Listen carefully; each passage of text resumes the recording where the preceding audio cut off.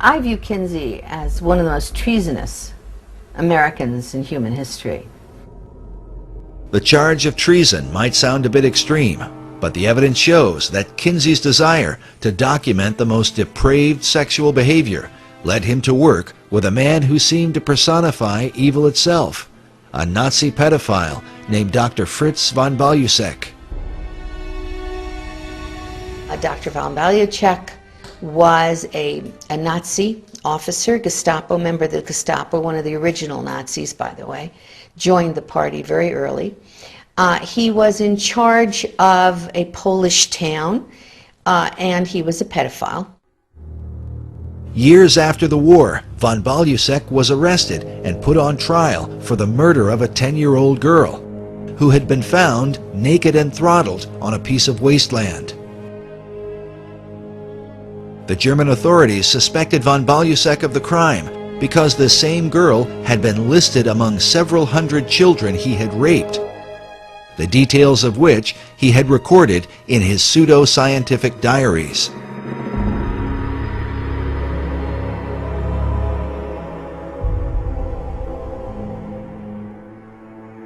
The German newspapers called him the most important pedophile in the criminal history of Berlin.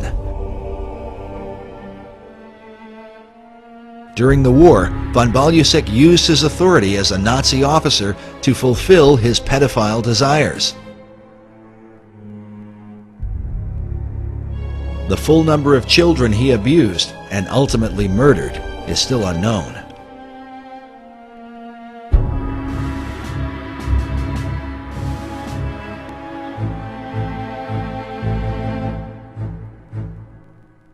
When he was arrested for rape of many children, but also possible murder of a little girl, all of the German newspapers spoke about this on the headlines.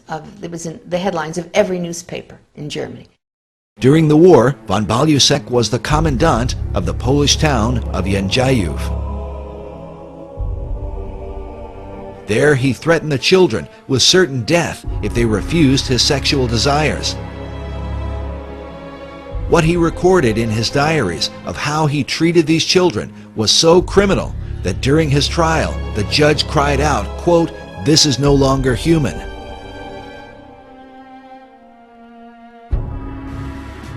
He had told the children that it was either the smokestacks or it was him.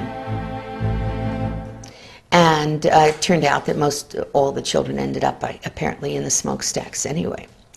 Post-World War II, he was highly placed in civic government, and he was arrested for this possible murder and being investigated. And in the process, they found that he had been corresponding extensively with Kinsey, that Dr. Kinsey had warned him to be aware and careful of the authorities so he shouldn't get caught.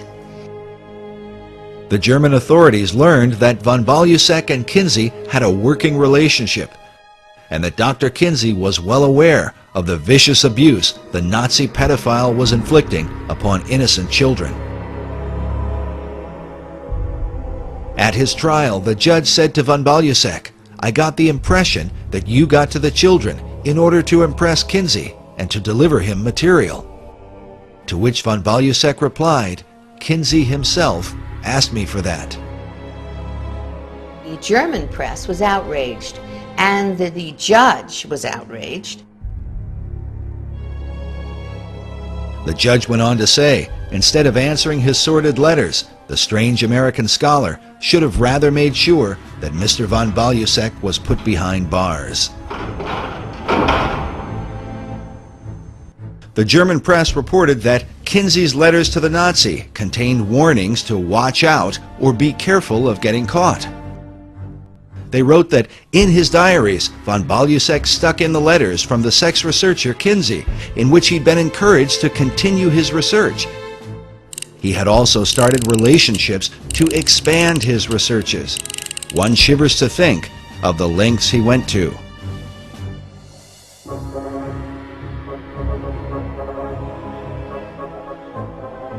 At some point, the German authorities tried to get hold of information on von Balusek from the Kinsey Institute. The Kinsey Institute, even though they knew they were dealing with a Nazi and a paedophile, when the German authorities wanted, for the purposes of this murder investigation, wanted to get hold of that information, the Kinsey Institute refused, and Gebhardt said to me, and indeed on camera, that they would have destroyed any evidence before they handed it over to the police. Paul Gebhardt said of this event that the FBI put pressure on Kinsey to reveal the guy's sexual diary, but Kinsey said absolutely not. Gebhardt went on to say the poor pedophile had his reputation destroyed, finally quit corresponding with us. While German media documented the story heavily, the American press, under the powerful influence of the tax-exempt foundations, gave almost no attention to the story, even though Kinsey's research, which had turned the country upside down, was almost certainly based in part on the sexual abuse done by a Nazi pedophile during the Second World War.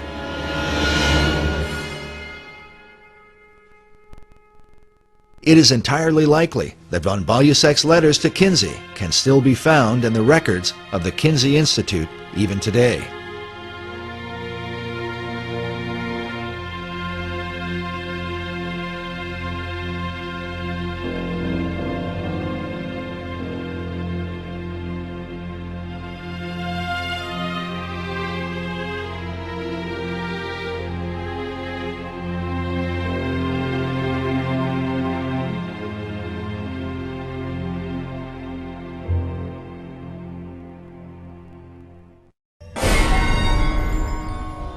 Kinsey's willingness to work with the devil at one point seemed to take on a very literal meaning.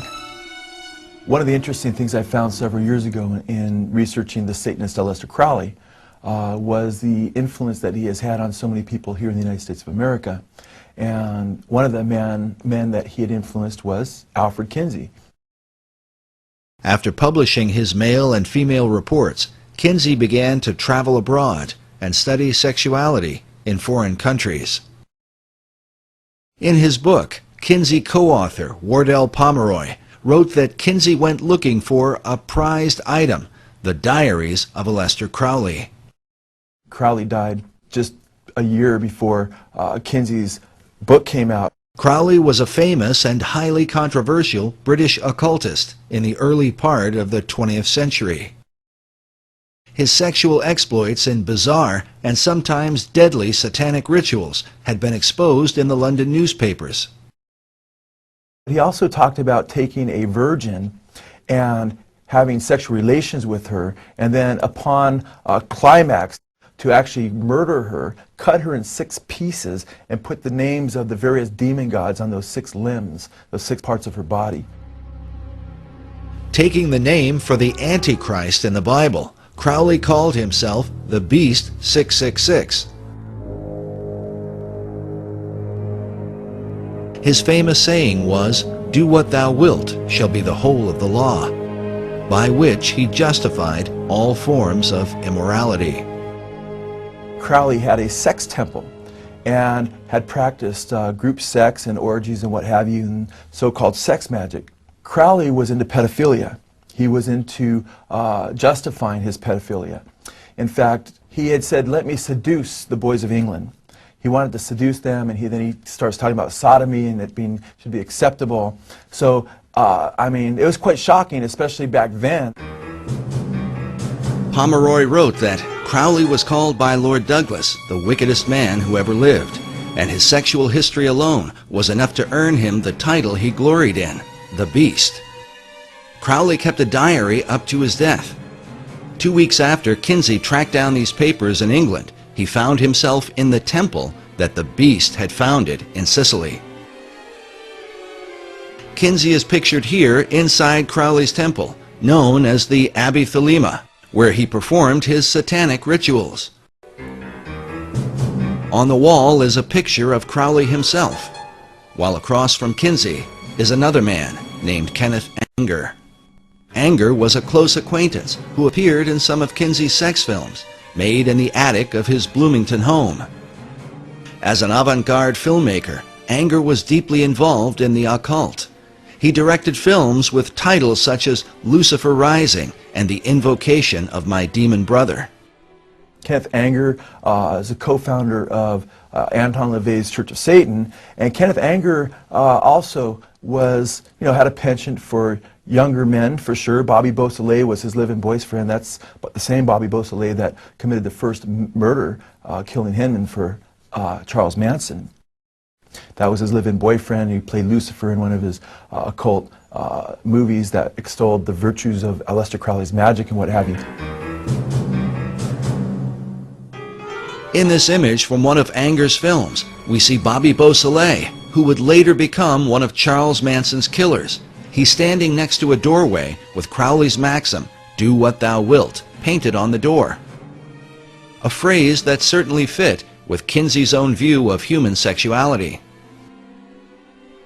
Pomeroy even admits that Kinsey loved Crowley's writings, including specifically mentioning some of his homosexual erotica. One of his books called White Stains.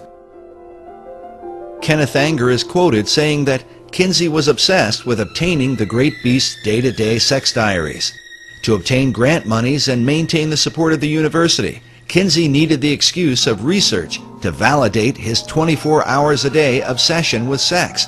However, Kinsey's battle cry of "do your best and let other people react as they will" seemed a variation on Crowley's "do what thou wilt" maxim. An older Kenneth Anger is pictured here, with the name Lucifer tattooed on his chest. So important was Anger's relationship with Kinsey that to this day, the Kinsey Institute Library features a Kenneth Anger collection with an archive of Anger's films as well as the correspondence between him and Alfred Kinsey. Should America be disturbed that the father of her sexual revolution, who changed American law and laid the foundation for sex education, had such associations? If America continues to be influenced by Kinsey, what will it mean for her future? What Kinsey discovered at Crowley's mysterious abbey might provide a clue. Pomeroy writes that Crowley's curious magnetism drew people from all over the world, who came and became his sexual slaves. Some of these women left their husbands to enter the temple. They held group orgies as part of their ritual and included in them the small children the women had brought. He further reveals that inside the abbey, Kinsey found paintings, life-sized representations of sexual activity, including children. Some have considered the possibility that Aleister Crowley was another of Kinsey's pedophiles who kept his diaries as part of Kinsey's sex research.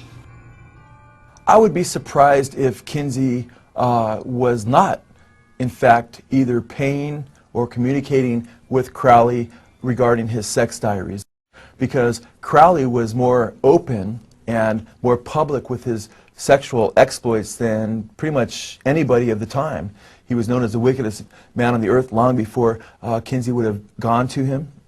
He was far more accessible than, say, a Nazi officer in Germany to Kinsey, and as ugly as Crowley was to so many people, he wasn't nearly as known, or there wasn't the reputation that there was with the Nazis. And at the same time, Crowley could have used the money in the 1940s. He had, he wasn't as rich as he was. He had spent a lot of his money, so he would have been more open to that. And then to see that Kinsey was actually reading Crowley's stuff, we know that from Pomeroy. And it would be hard to believe that he wasn't already working with Crowley and encouraging Crowley to continue on with his sexual exploits. One way or another, the net effect is the same. Kinsey was fostering much of the same revolution that Crowley had begun over in England, and was helping continue what Crowley hoped would take place in the United States of America.